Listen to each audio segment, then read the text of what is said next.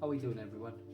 So, as you know, I set up this and it's been a couple of weeks, yeah, and I just wanted to share my thoughts on a few things that I kind of learned from this so far, what I think.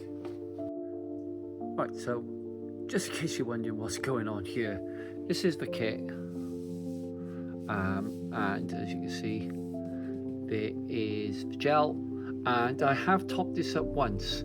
Now, the first time I topped this up, you empty the water, well, not the water, the mixture of warm water and yeast. What I found was that this didn't work at first, and because my room can be cold sometimes, I thought I'd put a sock on it to keep the little fella warm, because yeast does like a bit of a warmer temperature to work, and I think it's doing the trick quite well, to be honest with you. Once you empty all of this out, I'd make sure that you pour it all out and give it a slight little rinse with a little bit more water. Careful not to get rid of any of this, okay? Because what happened was I found that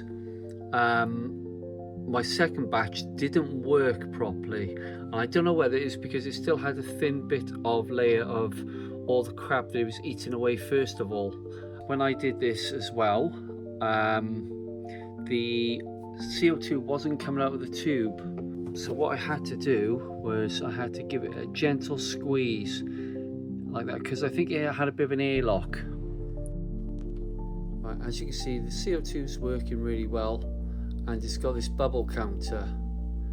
Now, when I first set this up, it did say in the instructions, after a certain amount of time, when the bubbles start to slow down to X amount, then that's time to obviously replace the activator. But I didn't have this bubble appearing at first, and I wondered why. Now, the instructions say to soak this diffuser, right? But what I realized is what you need to do is leave it in the tank to soak, so that this tube fills up with water, and that's what causes you to get the bubble counter. If you don't let this fill up with water, you won't get this bubble counter. But anyway, this has been now a couple of weeks. I'm not sure if the CO2 is doing much, to be honest with you.